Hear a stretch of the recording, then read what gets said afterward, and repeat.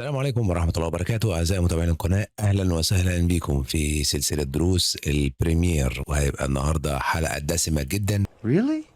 Really? عايزك عزيزي المشاهد كده تركز، تجيب الكافيه بتاعك، كوباية الشاي بتاعك، تشوف الدرس عشان تتعلم ازاي تعمل اديت باحترافية في البريمير. لو انتوا أول مرة تشوفوني عايزكم تشتركوا في القناة وتفعلوا زر الجرس عشان تتابعوا كل فيديوهات القناة اللي جاية. لو انت من مشتركين القناة يا ريت ما تبخلش عليا بانك تدوس على زر اللايك وتشير الفيديو ده مع اصحابك اللي مهتمين بنفس المجال. يلا بينا. احنا دلوقتي معانا البروجكت بتاعنا فاتحينه في برنامج البريمير. انا عندي هنا الفيديوهات دي، فانا هدوس هنا دبل كليك. وعايزين بس قبل ما نبتدي نعمل اي حاجة هنروح على قائمة اديت وبعدين كيبورد شورت كات. عايز اوضح بس حاجة كده بسيطة، وهي ان في هنا 3 كيز اللي هم الجي والكي والال. طيب فوق كده في الاي والاو اللي هي مارك ان ومارك اوت، فالخمسه دول ده عندنا كده مهمين جدا ان احنا نعرفهم. ليه؟ ده هيزودك البرودكتيفيتي بتاعتك او طريقه شغلك على برنامج البريمير. في الطبيعي ان انت لما بتفتح الفيديو بتاعك عشان خاطر تعمل له بلاي، فبتدوس هنا على الزرار ده اللي هو العادي بتاعك السبيس بار، فبتدوس هنا كده وبتوقف. تمام، بتدوس وبتوقف. طيب خلينا نشوف دلوقتي طريقة عمل الجي كي ال. انا عندي هنا ال بيمشي قدام، تمام، والكي بيوقف والجي بيرجع للخلف، وبرضه الكي بيوقف. طيب انا لو عايز امشي سلو موشن هدوس على الكي بوتن وهدوس على ال معاه ضغطة فبتمشي فريم. شايفين الفريمات هنا؟ العداد بتاع الفريمات بيمشي فريم باي فريم. انا لو عايز امشي فريم باي فريم لورا فبرضه هو انا دايس على حرف الكي، هدوس على الجي فبيرجع فريم باي فريم. طيب انا لو عايز امشي لوحده، يعني مثلا مش عايز افضل ادوس فريم باي فريم، اخليه يمشي فريم باي فريم بس لوحده اوتوماتيك، فهدوس شيفت مع ال. لو انا عايز امشي قدام اهو كده، شايفين العداد بيمشي فريم باي فريم، وادوس كي عشان ستوب. وممكن ادوس برضو شيفت وجي لو انا عايز ارجع فريم باي فريم، هو بيمشي اوتوماتيك. طبعا انا هنا مش دايس على حاجه خالص، هدوس كي عشان اوقف. طيب دلوقتي انا لو عايز احدد المارك ان بتاعي، فانا مثلا هاجي اشوف المسافه اللي انا عايز احدد لها المارك ان، وليكن مثلا انا هرجع من الاول خالص، هدوس هوم وبعدين هدوس سبيس بار، اوكي، اللي هي بتاعت التشغيل ده. هدوس كده، خلاص انا هاخد الكتاب وهو مقفول، فهرجع فريم باي فريم وهشوف الكتاب لما يتقفل اهو، وهبتدي ادوس اي عشان اخد الان مارك، وبعد كده هدوس ال وانا دايس كي. بفضل ادوس كده عشان خاطر واحده واحده لحد ما اخد الفريم اللي هو يروح الكتاب فيه يتفتح وبعدين يرجع يتقفل. وليكن مثلا يعني انا خلاص خدت الجزء ده كده. طيب انا عشان خاطر اعمل سيكونس من الفيديو ده، بروح على الفيديو وبروح ساحب من هنا على التايم لاين. طيب هو من التايم لاين هيبتدي يعمل لي السيكونس بتاعي ده، الجزء اللي طالع من ايه، من الفيديو ده. طيب لو عايز اخد برضو الجزء تاني من الفيديو، من نفس الفيديو، طيب انا هعمل ايه؟ هاجي مثلا هنا في الجزء ده وهاخد من هنا الان. طبعا انتوا هنا شايفين ان انا لما عملت ان هو لغى الان والاوت اللي فات.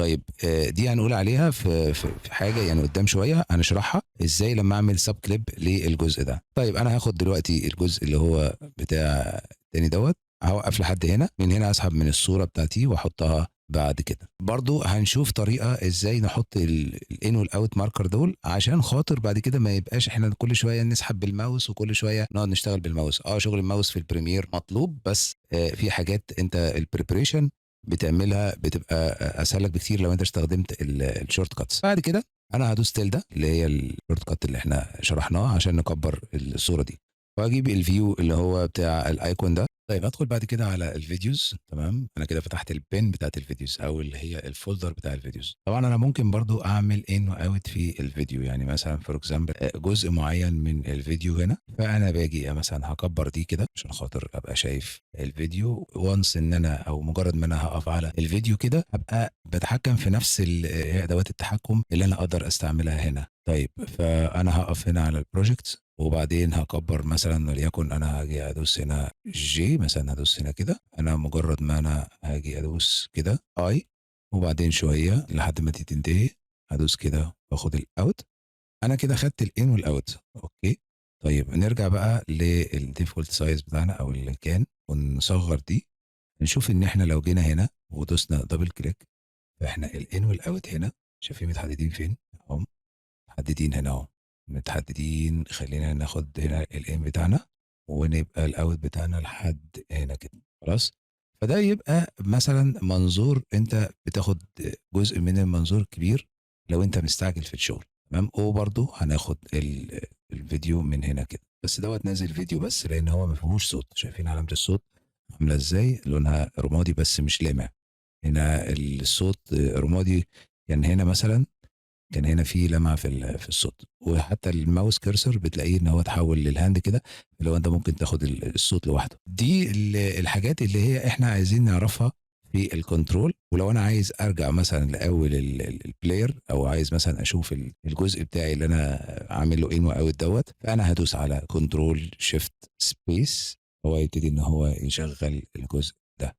وكذلك لو انا جيت دبل كليك على الفيديو ده، طبعا كنترول شيفت سبيس هيشغل الجزء اللي هو باللي انا حددته في الان والاوت.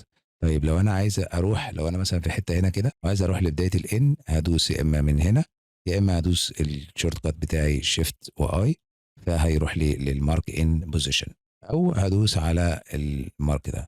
لو انا عايز اشوف انا واصل لفين وعايز اعمل بلاي هنا بس لحد الاخر، فهدوس كنترول وسبيس كده، تمام. في حاجة عندنا اسمها السب كليب.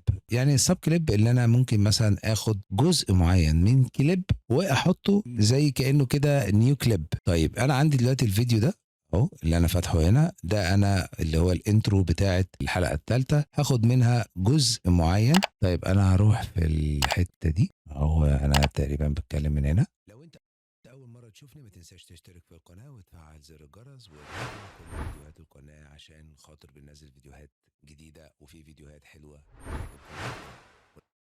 كده أنا عملت إن وأوت للفيديو ده. المفروض إن أنا هاجي هنا، يا إما هاجي على كليب وأقول له ميك سب كليب، واللي هي كنترول يو. أنا دلوقتي واقف أهو على الكليب بتاعي وفي إن وأوت، وهدوس كنترول يو هيطلع لي البوب اب ويندو الصغيرة دي، هيقول لي أنت عايز اسم الفيديو ده إيه.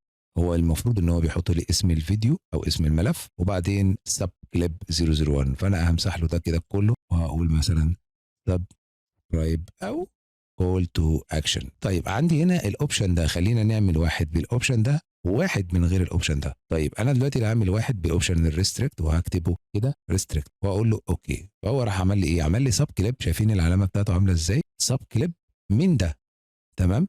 طيب هعمل واحد تاني، هدوس كنترول يو وهشيل الاوبشن ده وهكتب برضه سي تي اي اللي هي كول تو اكشن، وبعدين هنا اندر سكرول اقول له ان سترايك. طيب وهنزل السب كليبس دول هنا.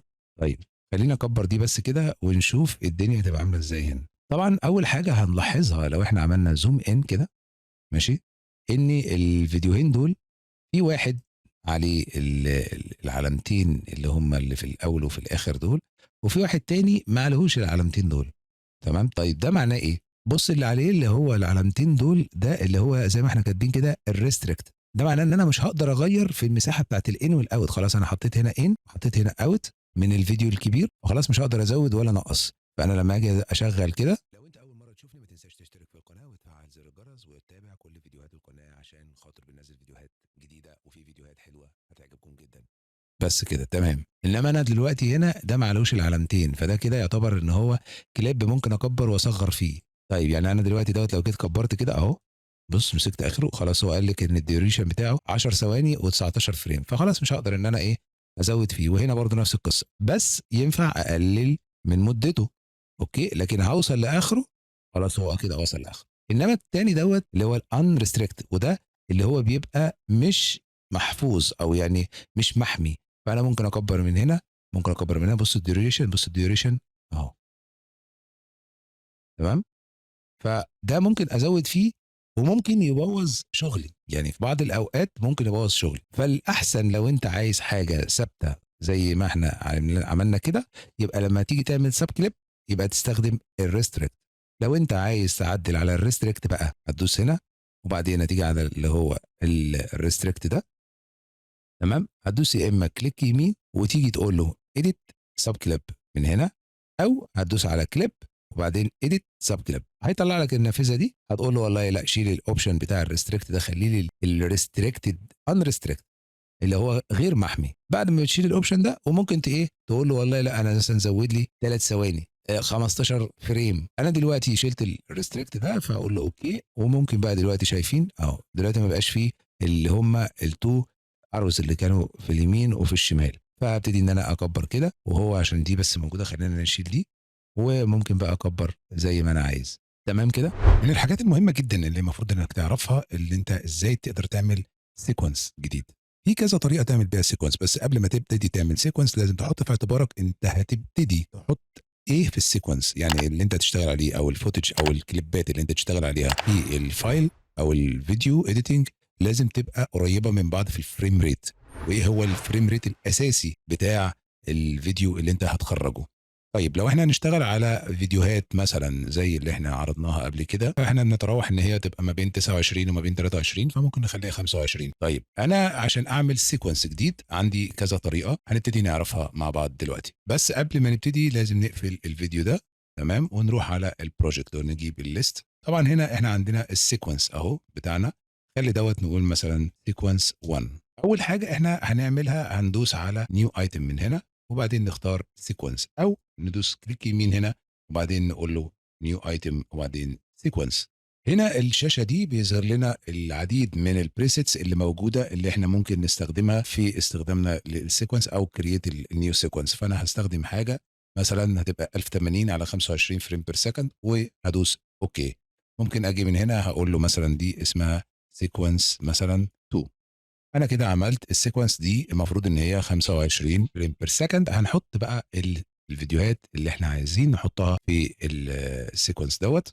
تمام. الطريقه الثالثه وهي ان انت هتستخدم الفيديوهات دي وهتعمل منها السيكونس بانك انت هتيجي كده وتروح ساحبها على نيو، وهو هيبتدي ان هو يعمل سيكونس بالسيتنجز اللي هي بتاعه الاول فيديو، وهنسمي ده سيكونس 3 وهنحطه تحت هنا كده. كان في حاجه اتعلمتها طبعا بطبيعه شغلي ان انت لازم كل حاجه تعملها اورجنايزيشن في البروجكت. يعني احنا هنعمل بين كده وهنسميها سيكونس او سي اي كيو، دي سيكونس، وهناخد السيكونس نحطها جوه السيكونس فولدر ده. ليه؟ عشان خاطر انت تبقى منظم وتبقى عارف ان كل السيكونس مثلا موجوده في فولدر معين، كل الايمجز موجوده في فولدر معين، كل الفيديوز موجوده في فولدر معين، وهكذا.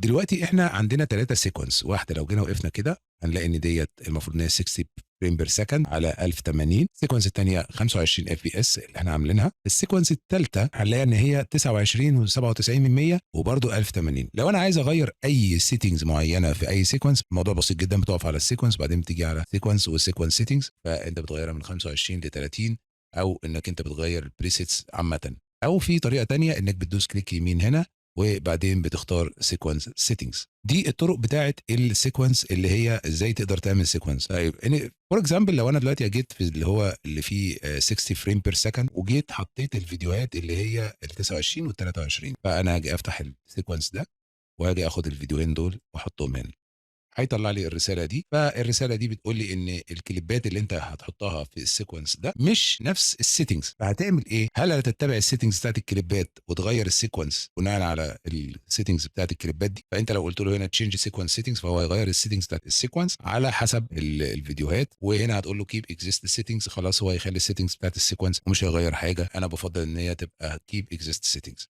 يفضل ان نفس الفريم بير سكند بتاع الفيديوهات اللي متسجله يكون هو نفس السيكونس فريم بير سكند. اوكي. انا طبعا قلت لكم في اول الحلقه ان استخدام الشورت كاتس طبعا ده مهم جدا. انا لو عايز مثلا عندي جزء هنا هعمل له ان بالماوس اهو، وبعدين هعمل اوت، وبعدين هسحب ده كده احطه هنا، اقول له خلاص خليه الاكزيست سيتنجز، وبعدين هاجي في اخر الكليب اللي هو في السيكونس ده. فانا هاجي ازاي؟ هدوس شيفت واسحب الماوس ده كده، فشايفين في حاجه اسمها سناب، فهو بيجي في الاخر كده. انا هاجي برضو على السورس وهاجي اسحب اعمل ان بالاي، وبعدين هاجي هنا واعمل اوت. طيب انا بدل ما اسحب الاوديو بس او الفيديو بس او اسحب من هنا، لا، في عندي هنا حاجه اسمها انسرت اللي هي استخدام الشورت كات بتاعها كوما. فانا خلاص انا هعمل مثلا ده ان وهعمل ده اوت، وبعدين اروح دايس كوما فبتنزل هنا. في حاجه عايز اوضحها بس بسيطه جدا في السريع كده. في حاجه بتبقى انت بتسجلها، يعني مثلا ده وضع كده اللي هو ان انا بعمل انتروديوس او مقدمه عن حاجه وبعدين اخش على التسجيل او الحلقه. طيب دي حاجه اسمها بي رول واي رول. الاي رول مثلا هنستخدم اللي هي التسجيل، والبي رول هيبقى خاص بالحاجات اللي هي تتصور بالكاميرا. اوكي تمام، انا هبقى مخلي كل الحاجات اللي في الكاميرا هتبقى على تراك 2. يعني مثلا انا دلوقتي هاجي اعمل اهو، انا وصلت لاخر التراك بتاع تراك 1، هروح دايس هنا واروح دايس هنا على الاوديو 2 وهبتدي اعمل انسيرت. فشوف الانسيرت دلوقتي هيحط ده فين، شوف احطه فين اهو. او لو انا مثلا هاجي اخد الحاجات دي كده احطهم على التراك اللي انا عايزه. يبقى لازم حاجه مهمه جدا، انت لو لقيت اي حاجه، لو انا دلوقتي سايب كل دوت مش محدد وجيت رحت دايس انسيرت الكوما، طب هو طبعا مش هينسرت ليه؟ لان هو اكيد مش هينسرت على حاجه انا مش محددها، يعني لازم احدد اهو.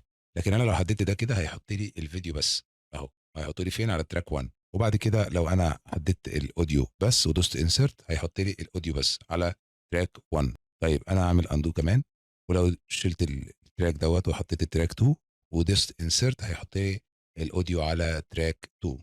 يبقى دي الفرق، ودي الحاجه المهمه جدا اللي انت لازم تاخد بالك منها وانت شغال، ان التارجت تراك ده مهم جدا وانت بتستخدم الانسيرت دي. طيب خلونا نشوف الاوفر رايت. دي بتكون مكان او ريبليس الحاجه اللي هي موجوده. يعني مثلا انا مش عاجبني الجزء دوت فبدوس شيفت وهدوس على الماركر كده. يعني مثلا انا هجيب الانترو بتاعتي وهجيب دي، هعملها ان واعملها اوت، وعايز احط ديت مكان دي، فهاجي ادوس على اوفر رايت. طيب انا ادوس هنا اوفر رايت فهو حطها لي هنا، لان انا طبعا هنا عامل التراك اول والتراك الايه التاني. طيب انا هعمل التراكين دول اللي هو التراك ده والتراك ده، وشوفوا هو هينزل الاوفر رايت على ايه. نزل الاوفر رايت على التراك القديم لحد هنا وفصله. تمام، يعني ده كده تراك، ده كده تراك. تعالوا نشوف كده، يبقى ده تراك وده تراك. طبعا انت لما تيجي تتجاوز الموضوع دوت اقول لك تعمل ايه، نعمل كنترول زد. انا هاجي اعمل ايه الكلام ده هيحصل في الانسيرت، او ان انا احط كليب جديد على اللي موجود. فهاخد ده هنا كده وبعدين هاخد الجزء ده لو انا عايز كليب وانا دايس كنترول اروح واخده كده. فانا هشوف ان انا الكليب بتاعي هو اتقال ان هو هيتحرك ومديني علامات اسهم. لو انا شلت ايدي من على الكنترول هو كده هيتحط فوق الكليب ده اهو، شايفين؟ انما ده مش انا اللي عايزه، انا عايز وانا بسحب كده هدوس كنترول فهو هيتحط هنا ويحطه لي قبل الكليب الاولاني. يعني هو شال ده حركه يمين وحط اللي انا لسه منزله. واحد من التولز المهمه جدا في شغلك لو انت بتشتغل على تراكات كتيره قوي، انك انت هتلاقي بتستعمل تول اسمها التراك سيلكتد فورورد تول، والشورت كات بتاعها A. يعني انت لو واقف كده ودوست A هيجي لك التراك سيلكشن تول. استخدم التول دي ازاي؟ استخدمها في ان انا احدد كل التراكات اللي على يمينها واحرك. بمعنى لو انا جيت استخدمت مثلا من هنا هيبقى انا كده بحدد التراك اللي انا واقف عليه بكل اللي بعده او كل اللي على يمينه. يبقى انا كده بحدد كل التراكات اللي على اليمين ايا كان بقى. انا حاطط هنا مثلا تراكات معينه، يعني مثلا انا هاجي هنا او مثلا انا هاجي هنا افتح الاوديو ده وانا عامل هنا سيلكشن، فهاجي احط التراك ده مثلا هنا كده مثلا. هرجع بعد كده افتح الانترو دي وهاخد التراك بتاع الفيديو ده بس هنا، وبعدين هحط نسخه منه هنا. طيب انا كل التراكات، بص بقى لما بدوس هنا عمل لي ايه؟ عمل لك سيلكشن لكل التراكس اللي على اليمين مكان ما انت واقف. يعني انا لو واقف هنا يبقى التراك اللي انا واقف عليه بما فيه جميع التراكات اللي بعد كده. لو انا عايز دلوقتي اعمل سيلكت لحاجه معينه او لكل التراكات اللي هي موجوده عندي في البروجكت، ممكن استخدم التول دي واعمل بيها السيلكت وارجع تاني للسيلكشن تول او اللي هي التول بتاعت السيلكشن دي. فبدل ما انا احددها كده واطلعها وانزلها واعمل، انا عايز بس احركها، هدوس من هنا وابتدي احركها كده. خلاص انا عايز مساحه. وبعد ما مثلا بيجي يتكلم، طيب لو انا عايز احرك ده هحركه كده خطوه، بعد كده هيبقى عندي هنا مساحه وهنا مساحه. طيب الحاجه الثانيه، انت لو دوست هنا دوسه مطوله هتلاقي عندك تراك سيلكت باكورد تول، او دي بتبقى الاختصار بتاعها زي ما احنا شايفين شيفت واي. يعني انا ايه يخليني اختار كل التراكات اللي على اليمين، شيفت ايه يخليني اختار كل التراكات اللي على الشمال لو انا مثلا عايز اعمل كده وعايز اجيب دول كده هنا. لو انا مثلا اخترت ايه فكل التراكات اللي على اليمين، لو انا اخترت شيفت سوري ايه وبعدين شيفت فانا هختار دول بس. طيب لو انا دوست هنا يبقى انا بختار تراك واحد مش المالتي تراكس، بختار تراك ده وابتدي ان انا احركه مطرح ما انا عايز. حاجه كمان عايزين نتكلم فيها وهي ان انا احرك التراكس. يعني بمعنى صح ان انا لو عايز اعمل سوابنج ما بين تو شوتس او مشهدين. اوكي طبعا احنا هنا قلنا ان ده بي رول وده بي رول، كل اللي على السكند تراك هنا بي رول وهنا على المين تراك هنا اي رول. لو انا دلوقتي عايز اغير مكان ده قصاد ده، المفروض ان انا همسك ده كده واروح احطه هنا. طبعا غلط لان هو كده شال اللي هو اللي تحتيه. تمام، خلينا نعمل كنترول زد. الصح عشان انقل دي سواب مكان ده وده اروح دايس كنترول واروح دايس هنا وارجع هنقله كده. بس هو عمل ايه؟ هو خد التراك من هنا وحطه هنا ونقل كل التراكات، شايفين زي ما احنا كنا شايفين كده، كل التراكس عليها اسهم يمين، فاي تراك هيتحرك يمين وبعدين ده هيتحرك مكانه. لا ده مش اللي انا عايزه برضو، انا عايز ان التراك ده بس هو اللي يتاثر مش التراكات اللي فوق. طيب يعني عايز التراك بس ده هو اللي يبدل ده مكان ده، مش عايز التراكات دي تتحرك او مكان الكليبات دي تتحرك. يبقى انا هعمل ايه؟ هدوس كنترول وبعدين ادوس الت وبعدين هحرك ده. شايفين هنا الاسهم بقت ايه؟ بقت على التراك بتاع الاوديو والفيديو بس، وهحرك ده هنا وهو هيبدل ده مكان ده. دي حاجه اسمها سنابنج. السنابنج دي اللي هي علامه مغناطيس، دي ميكانيزم كده في الموفينج. انت ممكن لو شلت دي هيبقى في مشكله كبيره جدا، بتشيلها وان انت بتدوس اس، فخلي بالك ممكن تكون بتدوس ايه، تدوس بالغلط اس فتقفل عندك السناب. والسناب تعرفه ازاي؟ انك لما تدوس شيفت او حاجه ما بتلقطش هنا كده في الايدج بتاع الكليب، فانت خلي بالك عشان انت ممكن وانت بتنقل تمام تروح عامل كده وتروح قاطع، تعمل ايه؟ تعمل الفليكر بتاع الكليب ده. فدايما تتاكد ان السناب مفتوح، لان دي حاجه مهمه جدا. خليني اعمل كنترول زد، وبكده نكون شرحنا السوابنج بتاع التراكس. حاجه من الحاجات المهمه جدا اللي انت المفروض تتعلمها عشان خاطر تبرفورم معاك بسرعه او تأدي معاك بسرعه، تعدل على الكليبات اللي انت بتحطها. ازاي الكلام ده؟ لو انت من مشتركين القناه يا ريت ما تبخلش عليا بانك تدوس على زر اللايك شايفين دي؟ انك تدوس في العادي بدوس على الريزر تول او الشورت كات بتاع السي وادوس كده وانا واقف في مكان ما انا عايز اقص، وبعدين اروح رايح مثلا متقدم شويه وارجع كام حركه دول وادوس سي وادوس في وبعدين اشيل ده ديليت وبعدين اشيل المسافه دي. طيب تعالوا نبص مع بعض كده الشكل النهائي بقى عامل ازاي اهو. انك تدوس على زر اللايك شفتوا؟ طيب هنعمل كنترول زد واجي اقف هنا وهعمل مارك ان وبعدين مارك اوت وبعدين هختار اللي هو الكي ده اكستراكت. تمام، طبعا مش هعمل ليفت. ليه؟ لان الليفت هيسيب لي مساحه هنا او جاب مكان ما انا قطعت، وانا مش عايز ده. هضطر ان انا ادوس تاني عشان خاطر ادوس ديليت عشان خاطر يضم الايه التراكات. طبعا انا مش عايز ده، ولكن خلي بالك في الحركه بتاعت الان والاوت دي، لو انت عملت ايديت ورا ودوست كده فبقى الان والاوت هو مساحه هيقطع اللي فيها ايا كان، فاللي فيها اتحرك لانك انت دلت هنا. فخلي بالك الان والاوت تخليهم اخر حاجه، دي حاجه بروفيشنال شويه. الطريقه دي هتعمل ان واوت وبعدين تروح دايس على اللي هو اكستراكت اللي هو الشورت كات بتاعه الابوستروفي اهو. هو عمل الايه الكات بتاعه بانك تدوس على زر اللايك وتشير الفيديو ده مع اصحابك اللي مهتمين بنفس وسكت. سيبك بقى من السكته دي، بنفس ان واوت ابوستروفي مهتمين بنفس المجال. دي الطريقه اللي مجزيه افشنسي قوي في المونتاج، ودي لو اتعلمتها صدقني انت هتبقى يعني هتعمل المونتاج كده لمح البصر زي ما بيقولوا. خليني اعمل كنترول زد كده وهبين لكم حاجه بس كنت عايز اتكلم فيها قبل ما نتنقل للسكشن اللي جاي. عملت الان والاوت تمام. خليني انا لو مثلا هنا اخترت الاوديو بس، لو اخترت الفيديو بس ودوست اكستراكت كده، فهو عمل ايه؟ هو شال الفيديو بس، ده كده اكستراكت. انا عملت اكستراكت اللي هي الليفت سوري. طيب خليني اعمل كنترول زد وبنفس التحديد هدوس الابوستروفي فهو شال الاثنين. لو انا جيت قلبت هنا في الاكستراكت هيشيل الاوديو، سوري في الليفت هيشيل الاوديو، الليفت اللي هو زي الديليت. طيب في الاكستراكت اللي هي دي هيشيل برضو الاثنين. طب ليه هو بيشيل الاثنين مع بعض؟ عشان خاطر في حاجه اسمها سينك لوك هنا فخليني هختار هنا الفيديو والاوديو واشيل السينك لوك هنا والسينك لوك هنا. السينك لوك دي بيزامن الصوت مع الصوره تمام. فانا دلوقتي قفلت السينك لوك في الصوره وقفلت السينك لوك في الاوديو. فلو جيت دلوقتي اخترت مثلا فيديو بس ودوست العلامه بتاعت الابوستروفي شوف هيعمل ايه. خليني اجربها في حته يعني تكون اوت تمام، وانا هشيل بس من الفيديو اهي. دلوقتي عمل ايه في التراك اللي قبله اللي بعده؟ هو جه قال لك ان بقى التراك اللي بعد كده او كل التراكات اللي بعد كده بما فيهم الاوديو بقوا اقل 30 فريم. فدي برضو مشكله كبيره جدا نخلي بالنا منها واحنا شغالين. دي بتتقفل او ان انت بتعمل الحركات دي لما بيكون في بي رول انت بتتكلم وبتروح ظاهر حاجه تانية في السكرين، وبعد كده بتبقى انت بتتكلم او بتخلص كلامك والحاجه دي بتخلص مع نهايه الصوره اللي هي ظاهره على السكرين. طبعا شغل التقطيع بالريزر تول احنا هنتكلم فيه بالتفصيل وهيبقى ليه يعني سيكشن لوحده قدام اخيره ان شاء الله باذن الله عشان ننهي الفيديو دوت، عشان انا عارف ان انتوا زهقتوا مني. وهي البي رول هتبقى على التراك 2 وهي الحاجات اللي احنا بنحطها فوق التصوير الاساسي او بيكون تصوير جانبي مكان التصوير الاساسي. احنا هنبتدي ازاي ان احنا نحط البي رول؟ انا عندي طريقه يعني سهله جدا ممكن تنفعكم.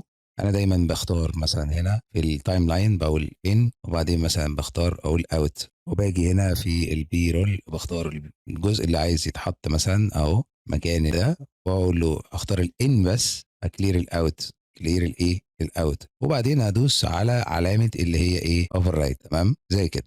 تمام، عايز آخد لقطة تاني أهو، ممكن أدوس هنا وبعدين أروح واخد in، وبعد كده هنا هاخد in out، وبعدين أدوس على علامة اللي هي الoverwrite اللي هي الdot.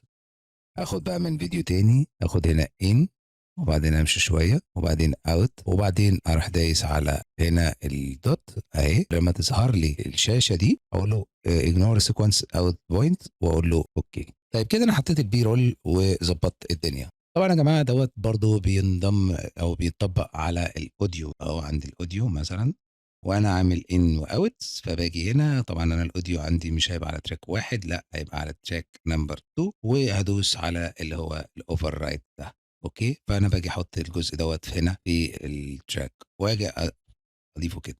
تمام، وتعالوا نشوف.